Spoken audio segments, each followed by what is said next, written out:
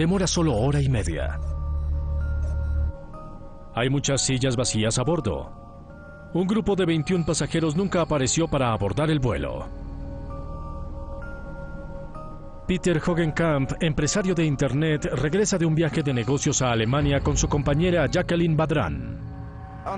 Ese día queríamos tomar el tren, pero teníamos que estar en Zúrich para la ceremonia de inauguración de la Feria de la Industria y decidimos que debíamos viajar en avión. Debo dormir. Al llegar al aeropuerto estaba muy cansado porque había trabajado mucho ese día.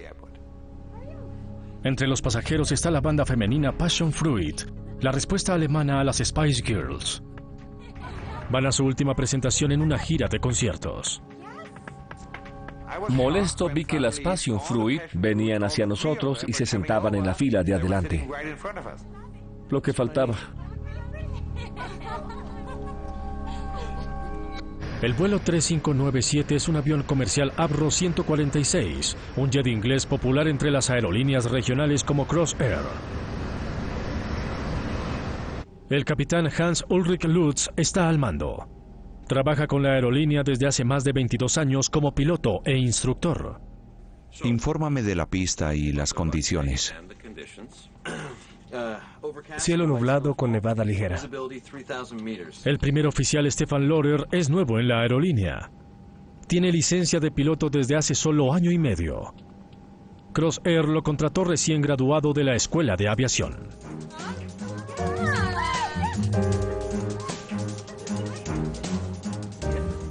Las Passion Fruit eran ensordecedoras, estaban alborotadas. Creo que iban de una presentación a otra y estaban con su vestuario de escena. Yo me dije, oh Dios, ¿por qué esto? ¿Será imposible que duerma? Cambiemos de puestos. Nos pasamos unas filas atrás al lado contrario del cual estábamos sentados y quedamos en un sitio muy tranquilo.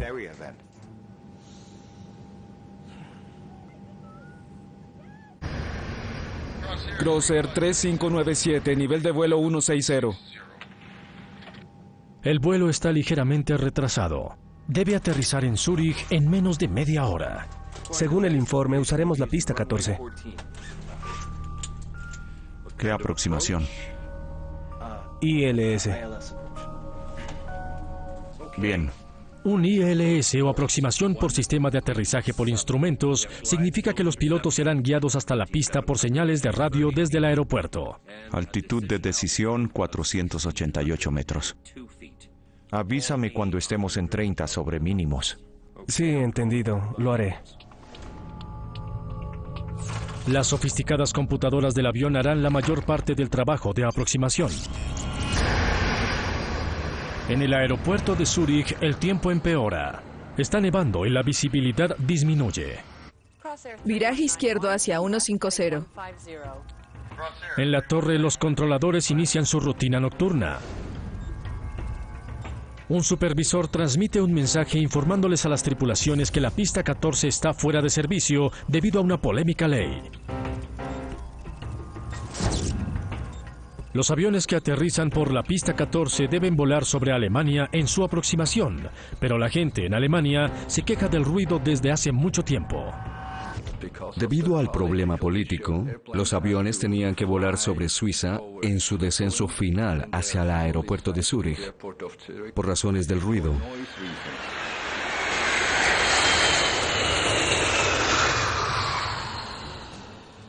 No existía ninguna razón operativa ni meteorológica. El tema era simplemente político.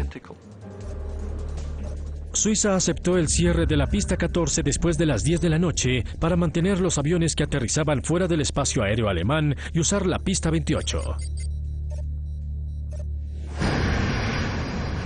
La tripulación no ha recibido esta información aún, pero el primer oficial Lohrer conoce la nueva regla.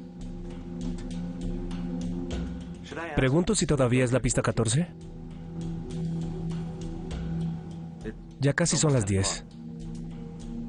Sí, creo que es la 14.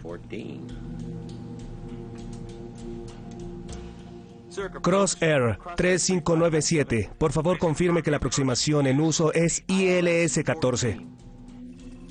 Crosair 3597 está identificado. Su aproximación será VORDME, pista 28 para ustedes.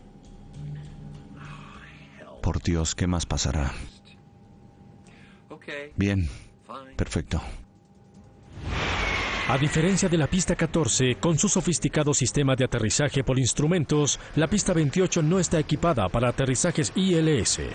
Tiene un sistema de navegación menos preciso que se llama VORDME, radiofaro omnidireccional de alta frecuencia, equipo de medición de distancia. Un radiofaro le transmite información a la aeronave respecto a su distancia de la pista y le indica si está a la izquierda o a la derecha de esta. No proporciona ninguna guía respecto a la altitud del avión. Los pilotos prefieren no hacer aproximaciones VOR porque es una carga de trabajo mayor para la tripulación.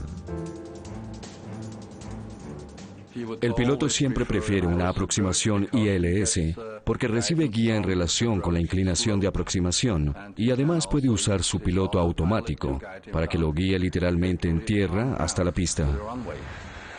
Debido a su tecnología menos precisa, la pista 28 se usa poco para aterrizajes antes de la nueva ley de ruido ambiental.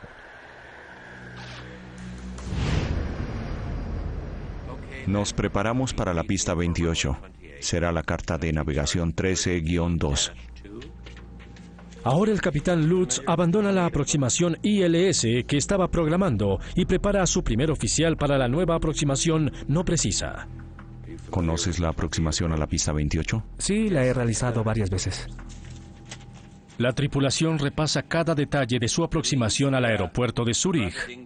1800 metros este.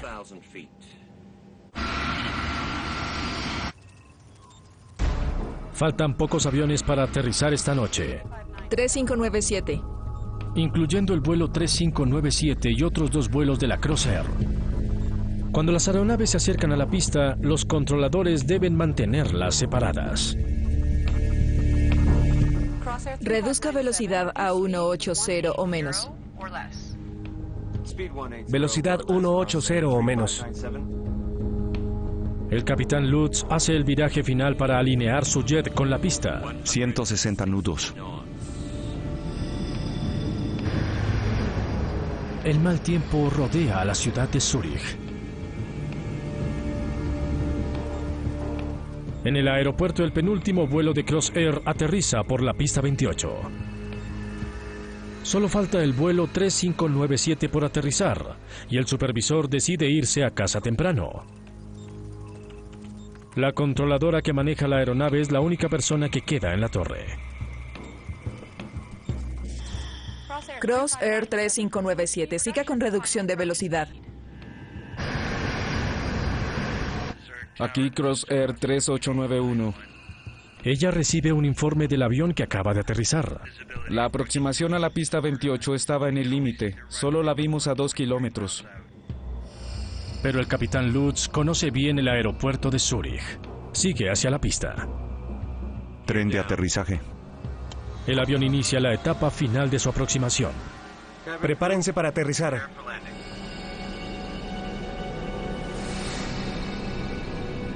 El capitán Lutz empieza a disminuir la velocidad del jet y lo pone en descenso inclinado.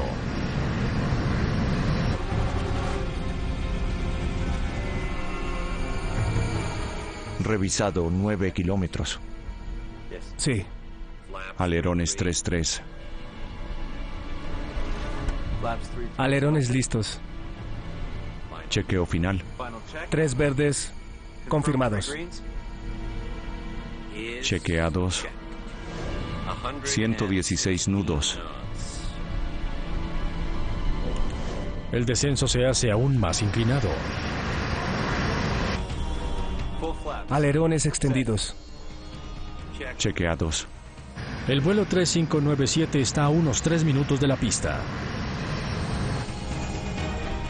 El capitán Lutz espera verla en cualquier momento.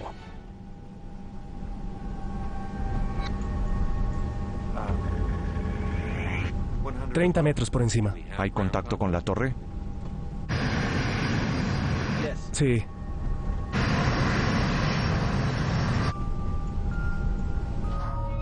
Los pasajeros se preparan para el aterrizaje. Nos encontrábamos muy cerca del aeropuerto, así que creímos que todo saldría bien, pero estaba oscuro y nevando. No veíamos nada. En la torre, la controladora monitorea el vuelo para estar segura de que esté alineado con la pista. Autorizado para aterrizar pista 28.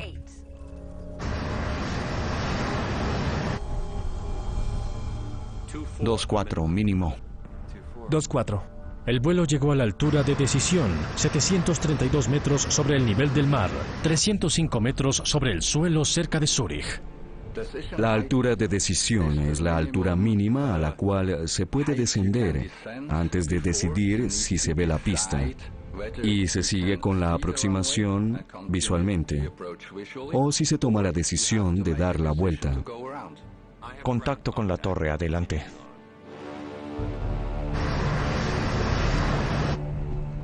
$500. El capitán Lutz aún no ve las luces de la pista, pero sabe que el vuelo que aterrizó antes de él tuvo el mismo problema. $400. Dijo que vio la pista a 2 kilómetros. Ya deberían estar encima de la pista, pero por alguna razón aún no la ven. ¿Viramos? Crossair 3597. La tripulación decide abortar el aterrizaje ¡Virar! Virar. y lleva el avión a sus límites en un esfuerzo para que ascienda. El capitán Lutz acelera los 4 motores jet de su avión al abortar su aterrizaje en el aeropuerto de Zúrich. Pero es demasiado tarde. No hay suficiente tiempo para que los motores lleguen a plena potencia y esquiven la colina cubierta de árboles que aparece de pronto delante de sus ojos. Los residentes de una población cercana presencian los momentos finales del vuelo 3597. Caminaba con mi perro. De pronto, vi que la aeronave salía detrás del bosque y la colina y que volaba muy bajo. Y no estaba en el mismo curso de las aeronaves que normalmente llegan a aterrizar en el aeropuerto de Zúrich. El jet corta las copas de los árboles.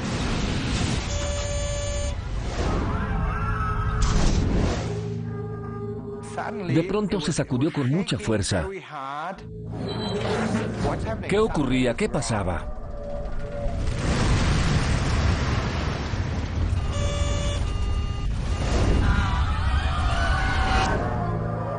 Momentos después, la aeronave choca con la ladera.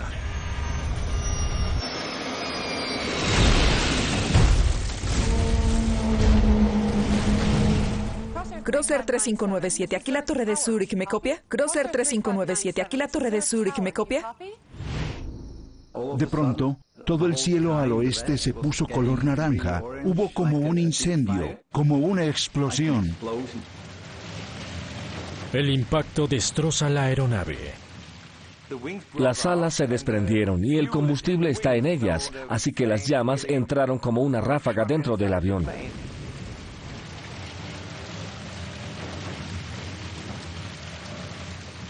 Crossair 3597, aquí la torre de Zúrich, ¿me copia? Aquí la torre de Zúrich.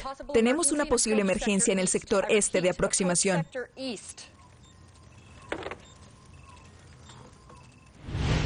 El vuelo 3597 de Crossair se accidentó cerca de la población de Bassersdorf, al noreste de Zúrich. Algunas personas sobrevivieron al accidente, entre ellas Peter Hogenkamp y Jacqueline Badran. Realmente no recuerdo cómo salimos. La parte de atrás había desaparecido y logramos salir por ahí. Una de las chicas de Passion Fruit también sobrevive, pero sus 2 compañeras de banda que estaban sentadas una fila delante de ella murieron. Al dar instrucciones al comienzo, cuando los pasajeros abordan el avión, nunca les dicen hasta dónde deben retirarse de un avión en llamas, porque es algo que nunca dicen. Alejémonos. Pensamos, ¿cuánto? ¿100 metros? En pocos minutos, los socorristas llegan al sitio del accidente. ¡Oigan! ¡Aquí! ¡Aquí! 24 de las 33 personas a bordo del vuelo 3597 mueren, incluyendo al capitán Lutz y al primer oficial Stefan Lorer.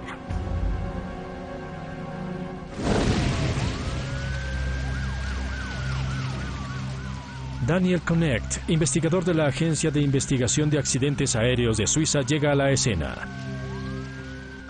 Recibí la llamada de nuestro servicio de rescate hacia las 10:30 de la noche. Media hora después estaba en el sitio del accidente. La parte posterior del fuselaje estaba intacta. Fue también la sección de donde salieron la mayoría de sobrevivientes sin lesiones. Al parecer, Peter Hogenkamp y su compañera salvaron sus vidas al pasarse a la parte de atrás del avión. Fue buena suerte. Creo que la historia hubiera sido diferente si no nos hubiéramos cambiado de sillas. Las Passion Fruit salvaron nuestras vidas. Mientras los socorristas se encargan de los sobrevivientes, Connect y su equipo inspeccionan el lugar del accidente. La localización de los escombros lejos del aeropuerto interesa a los investigadores. ¿A 4 kilómetros de la pista? La aeronave no estaba en donde se suponía que debía estar. El piloto chocó con la colina al este de la pista 28. Volaba demasiado bajo y la pregunta fue, ¿por qué volaba esta aeronave a tan poca altura? Encuentran las cajas negras entre los escombros. Están en buen estado.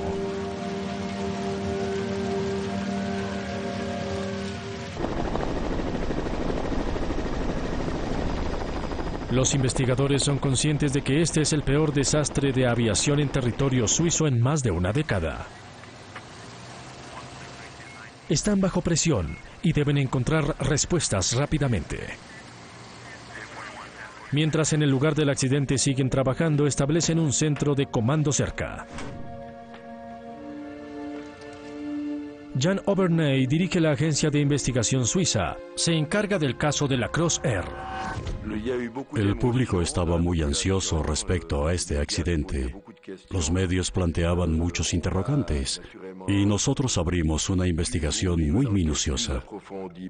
El accidente ocurrió al final de un largo día para el capitán Lutz, pero teniendo en cuenta su hoja de vida, los investigadores deben considerar otras causas.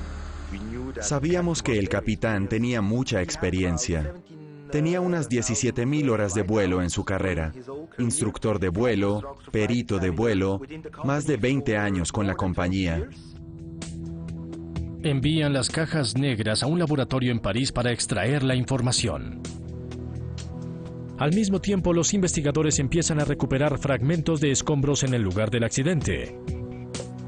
Buscan indicios de problemas. La posición de las clavijas es muy importante. También si existen tableros de indicación y así después de un accidente se pueden analizar los diferentes cables en las bombillas y luego determinar, por ejemplo, las indicaciones o advertencias que estaban activas en el momento del impacto.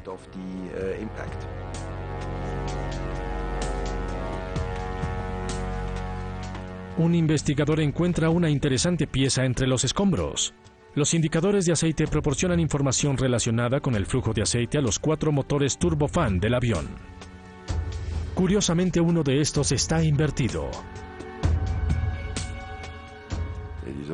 Esto planteó muchos interrogantes para nosotros y para los medios.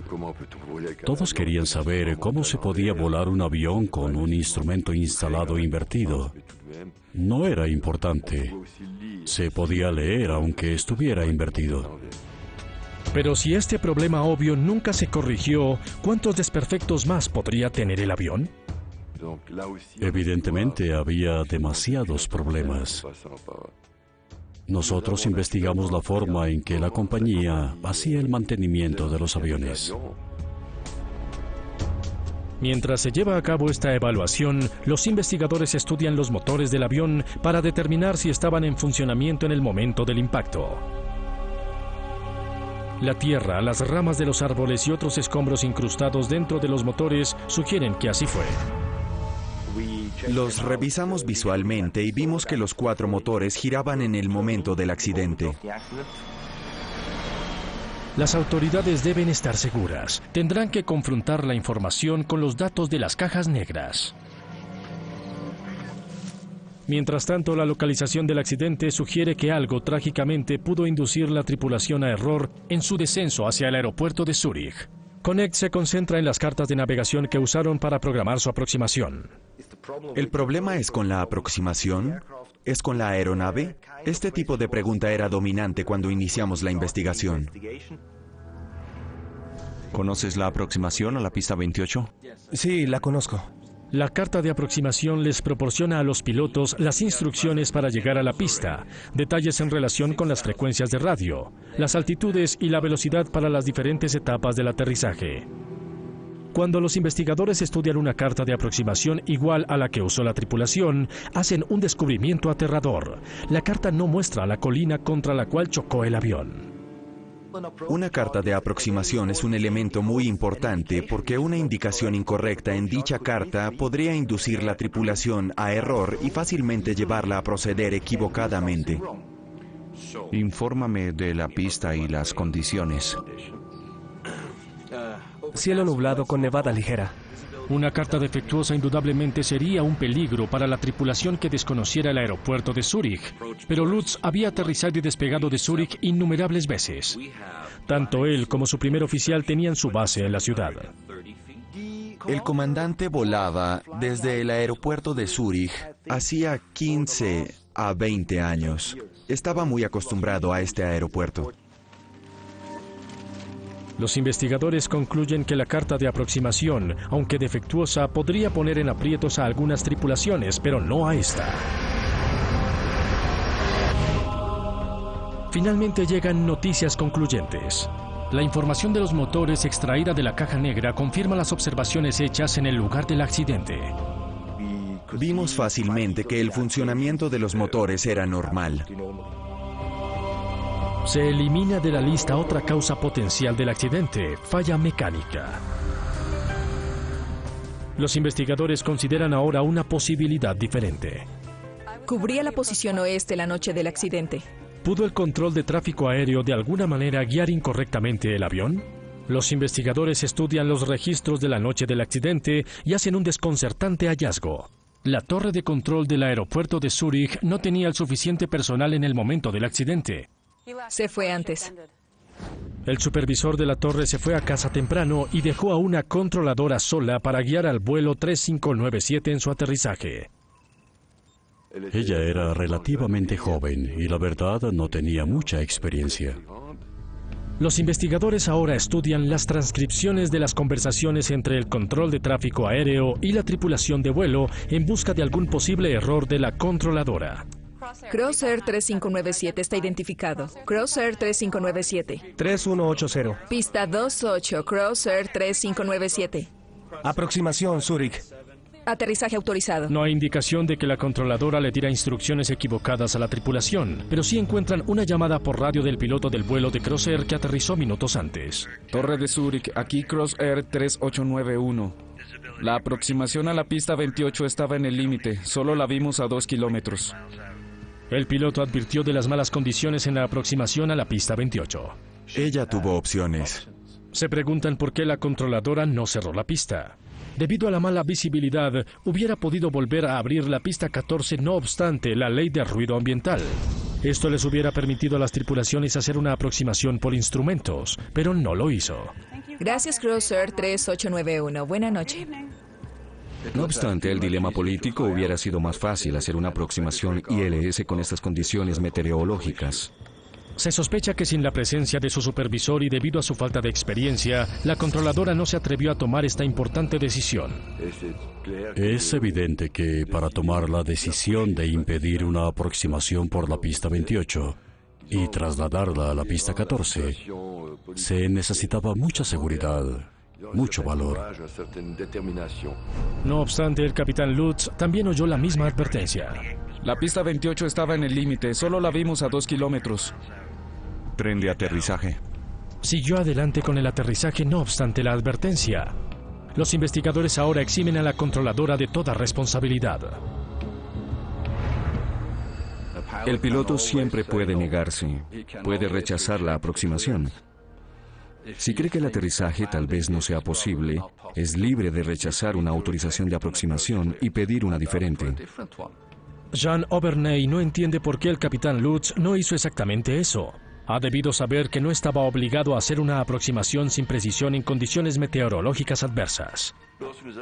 Cuando vimos el error que el piloto cometió, inmediatamente nos preguntamos, ¿cómo es posible? Porque para un piloto experimentado, que además es instructor, ese era un error bastante grave. Aubernay empieza a preguntarse si algo en la larga carrera de Lutz esconde pistas relacionadas con su comportamiento la noche del accidente. Una a una, los investigadores descartan las posibles causas del accidente del vuelo Crossair 3597. Esperan que la respuesta esté en la caja negra de la cabina de mando o CBR del jet.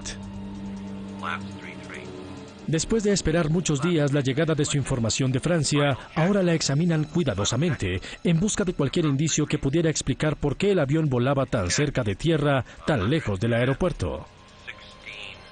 Se inicia navegación ILS. Las autoridades consiguen más de lo que esperaban. No solo está intacta la CBR, sino que el capitán Lutz comenta todas sus decisiones. Dirigirnos a pista 275. Velocidad revisada, alerones 18. Es prácticamente un mapa de ruta para entender lo que ocurrió en la cabina de mando. No es habitual que el piloto que vuela la aeronave comente con tanto detalle lo que hace o ve, y para la investigación fue una gran ayuda. 30 por encima. ¿Hay contacto con la torre? Sí. Los investigadores averiguan que la tripulación del vuelo 3597 buscaba la pista y creía que pronto surgiría ante sus ojos. Por la CBR, o grabadora de voz de la cabina de mando, supimos que ni el comandante ni su copiloto sentían temor alguno ni percibían que algo se desviaba de su programación. Sin embargo, lo que no sabían era que el avión estaba a 6,5 kilómetros de su objetivo. Dijo que vio la pista a 2 kilómetros. 300. El capitán Lutz evidentemente creyó que su jet estaba más cerca de la pista de lo que realmente estaba. Los investigadores consideran la posibilidad de que su equipo de medición de distancia o DME lo hubiera inducido a error. Este instrumento debe indicarles a los pilotos su distancia del aeropuerto. La indicación del DME debería haberle dado la distancia y él hubiera detectado inmediatamente que estaba por debajo de la ruta de aproximación. Quizá el DME, equipo de medición de distancia del vuelo 3597, estuviera defectuoso. Se recuperó de entre los escombros, pero es imposible saber qué información les dio a los pilotos. Sin embargo, hay otra manera de determinar si el instrumento funcionaba o no. La distancia DME no se registra en la FDR, pero en 2 ocasiones mencionaron la distancia. 9,5 kilómetros. Sí. ¿Pero el capitán Lutz estaba realmente a 9,5 kilómetros de la pista cuando dio ese informe? Los investigadores comparan la hora a la cual Lutz revisó su DME con la información del radar de la localización de la aeronave exactamente a la misma hora. Ven que cuando los instrumentos de Lutz le decían que estaba a 9,5 kilómetros de la pista, esa era la distancia exacta a la cual estaba. Supimos que los pilotos tenían a su disposición una indicación de la distancia. Un problema de instrumentos puede ahora sacarse de la lista como factor en el accidente. El misterio se acrecenta. Contacto con la torre, adelante. Si el instrumento funcionaba correctamente, ¿por qué creía Lutz que estaba más cerca de la pista de lo que realmente estaba? La respuesta está no en lo que los investigadores oyen en la grabación de voz de la cabina de mando, sino en lo que no oyen. No veo nada después de 9 kilómetros. ¿Hay contacto con la torre? Ninguno de los 2 pilotos leyó una revisión de la DME después de la lectura. Esto les dice a los investigadores que Lutz no estaba pendiente de su instrumento vital durante los últimos minutos de su aproximación. Estaba preocupado por detectar las luces de la pista. No es lo que los pilotos deben hacer. El piloto que vuela el avión debe estar pendiente de los instrumentos, porque toda la información que necesita está ahí. Solo pasa a vuelo visual cuando el otro piloto dice pista a la vista. En este momento, solamente el capitán puede dejar de mirar los instrumentos y pasar a vuelo visual, porque el aterrizaje se lleva a cabo visualmente. Si Lutz hubiera revisado sus instrumentos, se da cuenta a qué distancia estaba de la pista. Pero ¿cómo terminó a tanta distancia? 400. ¿Confirmados? 400. Chequeados. 116 nudos. Un análisis más detallado de la información de la caja negra revela que Lutz puso la aeronave en descenso inclinado cuando inició su aproximación final al aeropuerto de Zúrich. Pero es fácilmente evidente que su perfil de aproximación estaba fuera de sincronización con la trayectoria indicada en su carta de navegación. El perfil de aproximación para la pista 28 les pide a los pilotos hacer un descenso gradual y constante que los lleva a 732 metros después de superar las colinas alrededor de Zúrich. Luego, los pilotos deben nivelar hasta ver la pista. Cuando los investigadores comparan la aproximación hecha por Lutz con el perfil de aproximación que debía seguir, encuentran que su descenso demasiado inclinado lo llevó a 732 metros, mucho antes de superar las colinas. Luego continuó su descenso hasta chocar con tierra.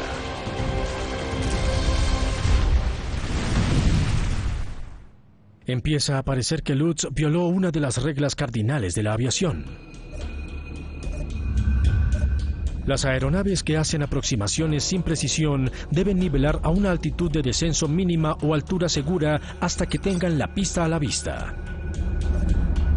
El propósito de esta altura segura es mantener la aeronave por encima de cualquier peligro potencial.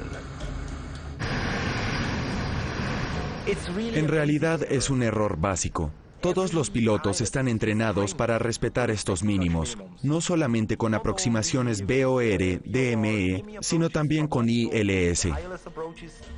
Pero el capitán Lutz mantuvo su aeronave en descenso inclinado sin interrumpirlo siquiera en 732 metros. La siguiente pregunta lógica para los investigadores: ¿vio la pista o no? Contacto con la torre, adelante. ¿Él en algún momento vio la pista? Necesitan saber si era siquiera posible que Lutz viera la pista cuando informó contacto con tierra. Repiten sus acciones en un simulador programado con el tiempo que afrontó esa noche. A 9 kilómetros de la pista, altitud 1000 metros. 7 kilómetros y medio, 732 metros. No se ve la pista. No la vio porque había una colina entre él y la pista. Y a esa altitud no había manera de que pudiera verla. Conclusión: el capitán Lutz claramente violó su altitud de descenso mínima. En terreno plano o en colinas, los mínimos se fijan de acuerdo y bajo ninguna circunstancia se pueden violar, haya colinas o no. Este descubrimiento plantea interrogantes no solamente respecto a las acciones de Lutz, sino a las de su joven primer oficial. 2-4, mínimo. 2-4. Adelante. Un primer oficial no debe permitir que su capitán viole altitudes de descenso mínimas. El copiloto debió decir: no lo haremos, no vemos la pista, no descenderemos. Para él, su capitán era un piloto con experiencia, que no cometía errores. Probablemente confiaba en él demasiado. Además, seguramente fue sumiso y no habló a tiempo para mantener la armonía en la cabina de mando. No hubo fallas mecánicas ni problemas con instrumentos en el avión. Tampoco fue negligente en ningún sentido la controladora de tráfico aéreo. Pero ahora es evidente que el capitán Lutz cometió una serie de errores de pilotaje catastróficos que condenaron al vuelo 3597 y costaron la vida de 24 personas. Los investigadores examinan más a fondo el registro de vuelo del capitán Hans-Ulrich Lutz en busca de algo en su larga carrera que pueda explicar por qué accidentó el vuelo 3597. Lo que descubren es realmente alarmante. Lutz se presentó a la escuela de aviación cuando tenía 17 años. Lo rechazaron 3 veces debido a su falta de educación. Finalmente consiguió su licencia cuando tenía 20 años, pero continuamente reprobó los exámenes para ascenso debido a su inadecuada comprensión de los sistemas de navegación. El capitán Lutz pudo tener una carrera larga, pero no fue una carrera estelar. Los años o las horas de vuelo no dicen nada en relación con la idoneidad de un piloto. Por alguna razón, sin embargo, su hoja de vida como piloto inferior al promedio no impidió que Crossair lo contratara en 1979.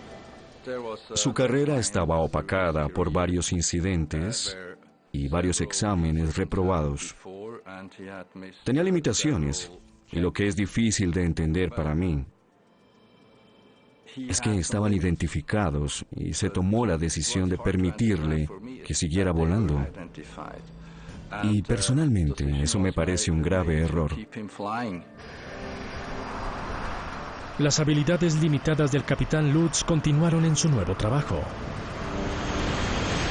Cuando comandaba un vuelo panorámico en los Alpes suizos, cometió un error de navegación y terminó en Italia. Solo se dio cuenta de su error cuando sus pasajeros vieron avisos en italiano en las carreteras. En otro incidente, destrozó una aeronave de $1,500,000 al levantar inadvertidamente el tren de aterrizaje mientras el avión estaba todavía sobre la pista. Accidente causó pérdida total de la aeronave. Las fallas de Lutz obligaron a Crossair a despedirlo como instructor, pero le permitieron seguir volando aviones de pasajeros. Yo hago evaluación de pilotos, y él jamás hubiera pasado por mi evaluación con una recomendación positiva. Aproximación trayectoria 1-3. Los investigadores se preguntan por qué Crossair le permitió a Lutz seguir como piloto si no era totalmente idóneo. La respuesta parece ser que tuvieron poca opción.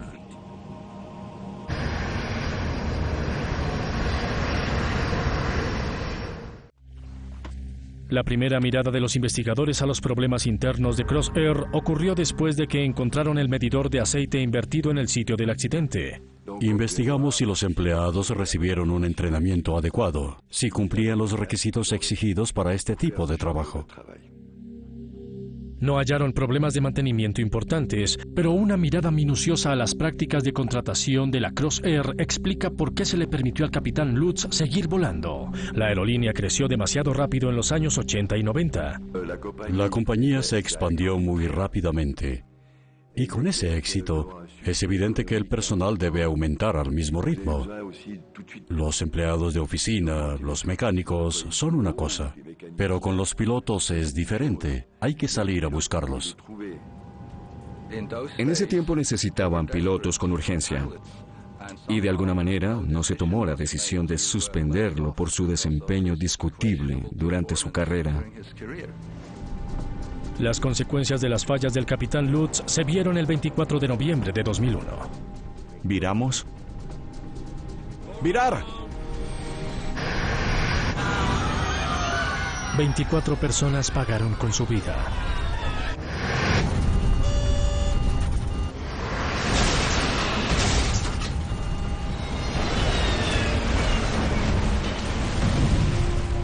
Después de publicado el informe del accidente, se hicieron cambios de fondo. Las autoridades de aviación suizas le ordenaron a Crossair aumentar el número de empleados para supervisar a los pilotos. Investigaron también a otras aerolíneas para determinar si había pilotos deficientes como Lutz.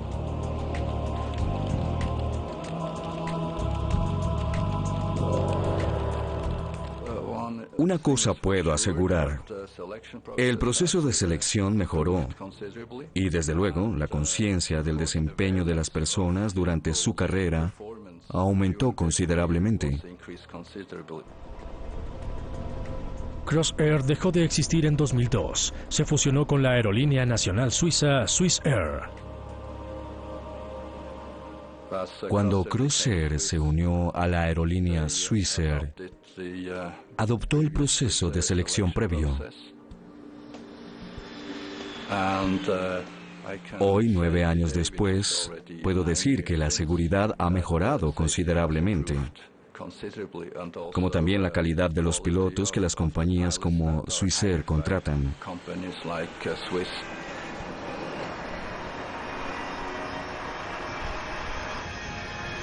Después del accidente del vuelo 3597, la pista 28 de Zúrich se modernizó, tanto con sistema de aterrizaje por instrumentos como con un sistema de advertencia automática que alerta a los controladores cuando la aproximación de un avión es demasiado baja. No ha habido ningún otro accidente relacionado con esta pista, pero la tragedia de Crossair y las circunstancias que la originaron no son un caso aislado. Las aerolíneas regionales han tenido un auge mundial desde los años 80, especialmente en Estados Unidos, en donde manejan la mitad de todos los vuelos y transportan 100 millones de pasajeros por año. En la carrera para satisfacer la demanda de los consumidores de transporte aéreo económico, estas aerolíneas a menudo contratan pilotos menos experimentados y les pagan salarios más bajos de los que ganan sus contrapartes en las aerolíneas principales. Algunas incluso no ponen a prueba las habilidades básicas de sus pilotos. No hay evaluación obligatoria de los pilotos antes de su contratación. Eso no existe.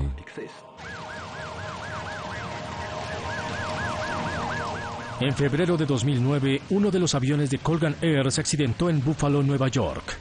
Murieron 50 personas. Según la investigación, las acciones de una tripulación inexperta fueron la causa del accidente. Un recordatorio inquietante del desastre de Crossair resaltó la urgencia de eliminar el descuido de las aerolíneas pequeñas. Si se fabrica un producto para una compañía grande y se comete un error, se puede perder parte del mercado y también algunos clientes. Pero una compañía aérea no puede perder un avión, su tripulación y pasajeros. Lo que está en juego es muy diferente.